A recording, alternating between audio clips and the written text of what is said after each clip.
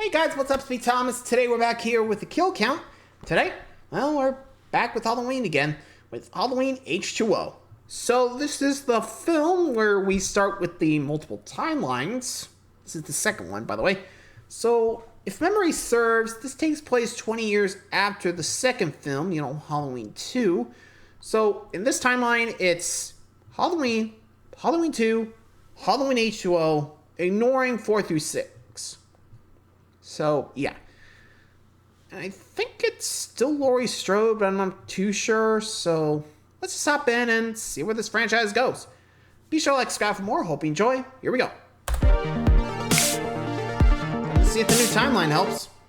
Welcome to the Kill Count, where we tally up the victims in all our favorite horror movies. I'm James A. Janice, and today we're looking at Halloween H20, the 7th Halloween film, released 20 years after the original in 1998. Although H20 came out just 3 years after Curse of Michael Myers, it feels like a movie from an entirely different era, probably because it was. By this point, Scream had been released, and as I'm sure you're all sick of hearing me say, it completely changed the genre. Interestingly, the screenwriter of Scream, and I Know What You Did Last Summer, Kevin Williamson, was a co-EP on H20 and wrote an early draft of the screenplay. In Williamson's original draft, though, H20 acknowledged all the previous films. That all changed when Jamie Lee Curtis signed on to the project. Curtis's return as Laurie Strode was a huge selling point for H20, and is probably what kept it from being a direct-to-video release. Because the franchise had gotten increasingly complicated, silly, and less lucrative, with all the crap introduced in Revenge and Curse, Curtis and director Steve Miner, who had helmed the first 2 Friday the 13th sequels 16 years earlier, decided to make H20 a direct sequel to Halloween 2. It would be the real Halloween 3, as they described it, and thus we get our first split in the Michael Myers timeline. In H20, parts 4, 5, and 6 never happened, and Laurie Strode's daughter Jamie never existed. Sucks for that character and anyone who loved all the Thorn stuff. I'm sure there are dozens of you. But damn, is H20 a refreshing entry to the series. It's back to basics yet again, but this time with a healthy dose of humor. And because of Scream's influence, not only are the characters hip with quips, but there's also a healthy dose of meta, not only to previous Halloween films, but also to the horror genre as a whole.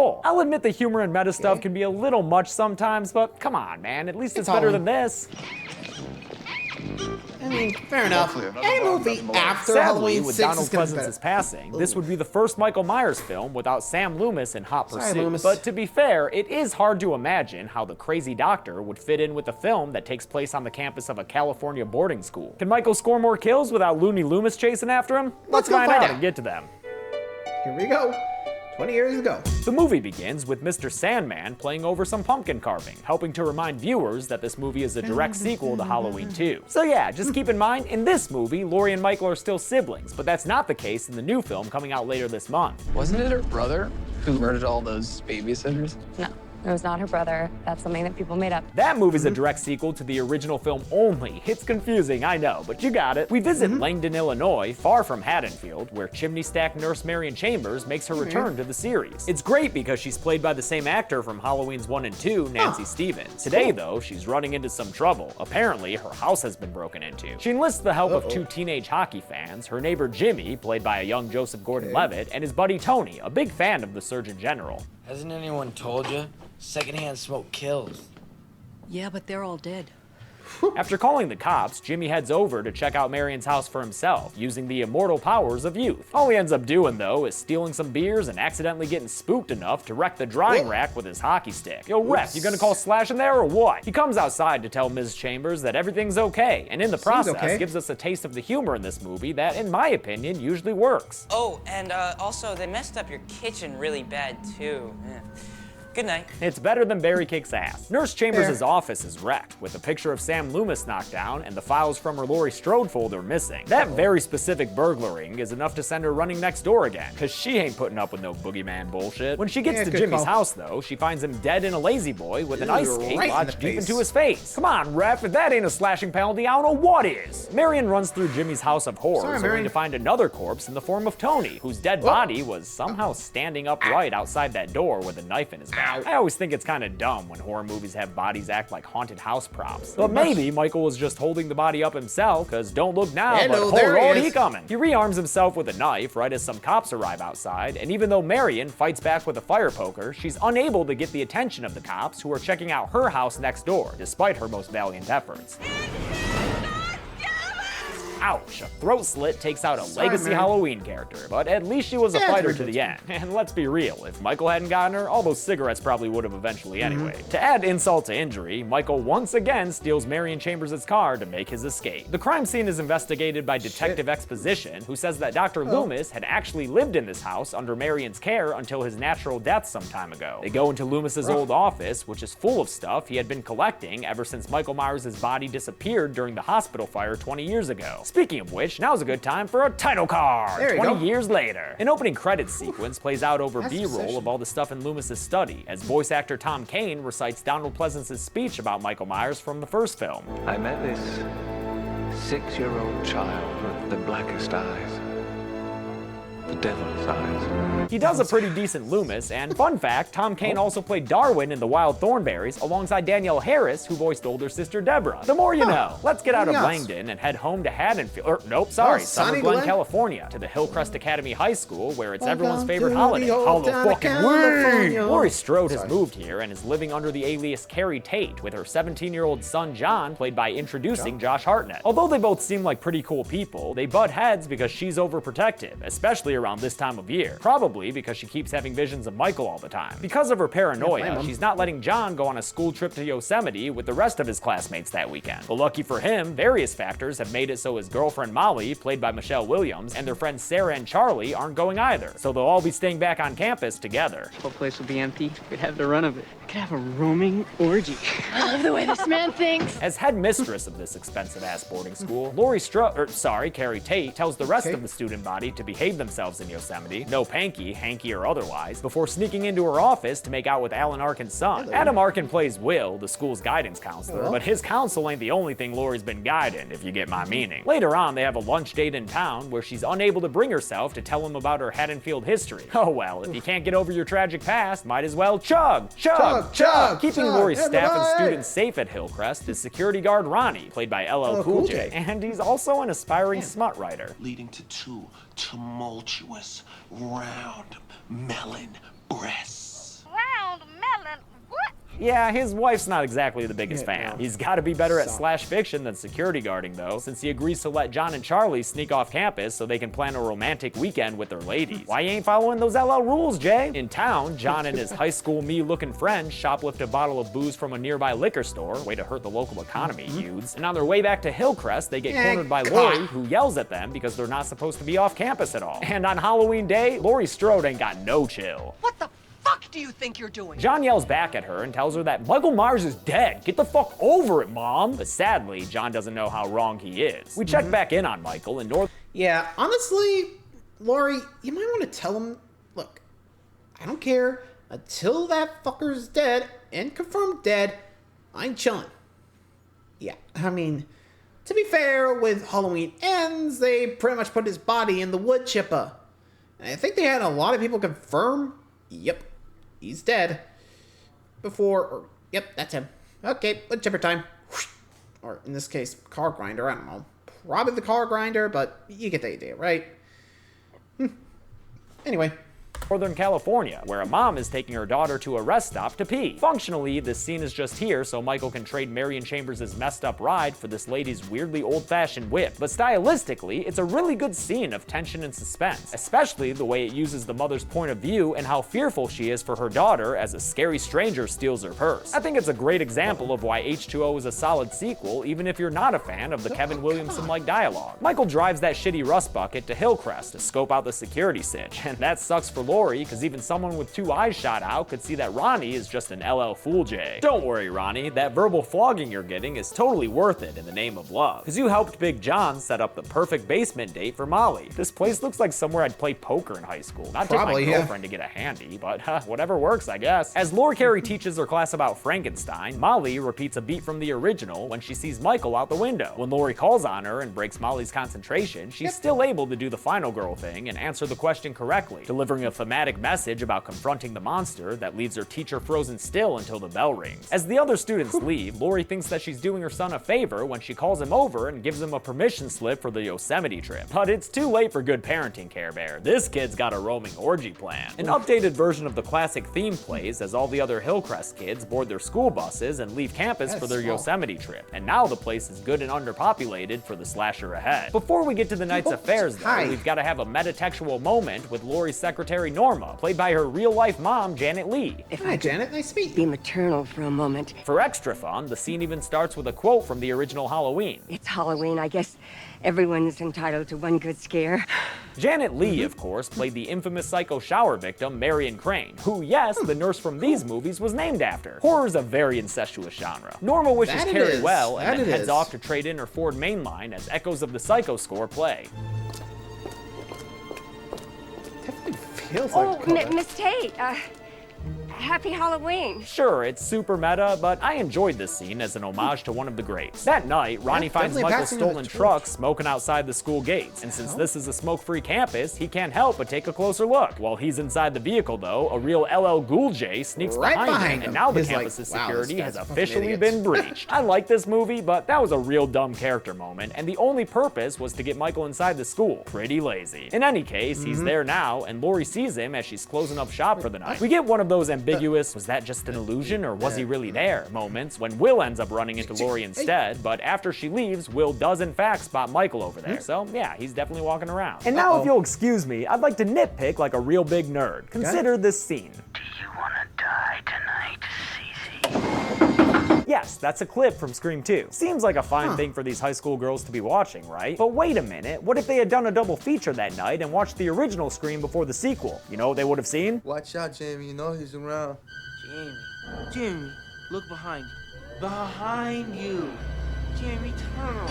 Oh! Yeah, dude, they would have seen Malibu's Most Wanted watching a scene with her headmistress in a movie that's still canon in this timeline. That don't make sense. Again, it's nitpicky, but it also like blows up the fabric of space-time in this universe, so it's always bugged me a little bit. Whatever, though. That's actually not even the craziest thing in this scene, because it has... Though, I don't know, like, I think with the horror movie, like, with Halloween 1 in their context, maybe they dramatized some of the, ideas. I'm not sure what it would have looked like, since, we don't see it. Still feels a little odd. Like, yeesh. I mean, if Lori's son knew, like, what his mom went through, like, seeing that movie, I think it would have been a little nicer to him. I'd be like, oh, sorry, Mom, I didn't know it was that bad. I'm really sorry. That. I'm just saying, if I saw what Mom went through, yeesh, I don't care if it's 20 years. Like, she doesn't have closure. Fucker's still out there, and we know it. Anyway.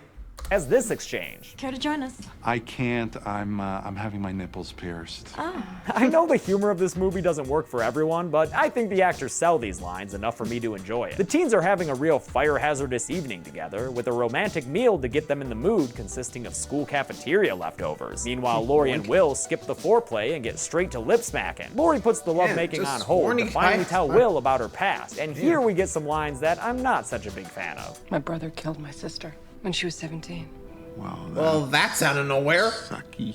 Yo, dude, take her seriously. She's got her serious face on. He does eventually, and when he asks how old she was when everything went down, Lori freaks out because she realizes that she was the same age then that John is now. In his bedroom, she finds his Yosemite bag as evidence that he never actually left campus, and that's enough cause for her to pull out a Loomis-style handgun from under her pillow and spring into action. Charlie and Sarah are having a real Crispin Glover problem tonight. They've got a bottle of booze but no corkscrew. A fast thinker, Charlie hops into the dumbwaiter to go to the upstairs kitchen and look for one there. It's like an updated version of Part 5's laundry chute mechanic. I like it. But before Charlie can yell, "Ted, where the hell's the corkscrew?" a shape appears behind him. And sadly, this shape has a CGI mask? What? Yeah, dude, it had to do with reshoots and shit, but wow, he looks like he wandered out of a scanner darkly. Cell-shaded or not, Mike still manages to kill Charlie since Sarah finds his corpse in the dumbwaiter with his throat slit pretty friggin' deep. Obviously done with a jagged corkscrew instead of your standard chef's knife. Michael Michael appears in a doorway, and in an effort to escape him, Sarah snuggles up to her dead boyfriend and rides the dumbwaiter up, giving Michael the chance to repeat a shot from part 5. As she's climbing out upstairs, though, Michael cuts the pulley system out from the dumbwaiter, causing it to fall and crush her leg, just snapping that boy real bad. Quick thinking there, Mike. With her movement marred, Sarah's unable to crawl away from Michael when he comes upstairs, and he kills her as she pleads for her life with at least 4 stabs to the back using his standard murder knife. Although the kill is mostly off-screen, we do get to see a body shortly when John and Molly open the pantry to find Sarah's corpse strung up like Casey Becker, her insides on the outside. John and Molly look over to see Michael doing his head tilt thing, so they get the heck out of there. But Michael catches up and almost sticks Molly with his knife before John stops him. For that white knighting, John gets a knife in the leg, but Molly stops Michael with a rock and the teen lovers manage to get away. Of course, without bothering to double tap the guy trying to kill them. As in many Halloween films, they find themselves stuck behind a locked door as the Shape approaches. Michael slashes at them through a gate for a while before grabbing the keys Molly dropped to get inside. But before he can find the right one, John and Molly are saved by Laurie, who shares an iconic shot with Michael through this porthole window. I mean, this shit was literally in every trailer. It's the definitive shot of this movie. But as she's getting her gun out to kill him, Michael plays an old standard and disappears from sight. Laurie puts her son and his girlfriend in a closet and tells them sternly to stay put. Do as I say now! Sounds like a plan, Laurie, but too bad you've got trigger-happy Will with you to take your gun away and shoot at what he thinks to be the Shape. Turns out it was just Ronnie, though. You're lucky this ain't the age of social media, Will, or else your ass would be a hashtag right now. But instead of hash, his ass is grass, and here comes Lawnmower Michael to stab Will in the back with his knife. Michael kills Will by lifting him up off the ground as Laurie runs away, kind of echoing the Part 2 Nurse Karen kill. Man, Michael's got fewer moves to him than a friggin' Soul Calibur character. Laurie gets the kids and they all run off, as Michael does what Michael does, slowly chasing after them. The ladies load the injured John into an SUV as Michael stalks after them in a scene where his mask keeps alternating between the 2 different versions they use during shoots. They manage to get away, but when they reach the gate, Laurie tells the kids to carry on without her, while quoting even more dialogue from the original.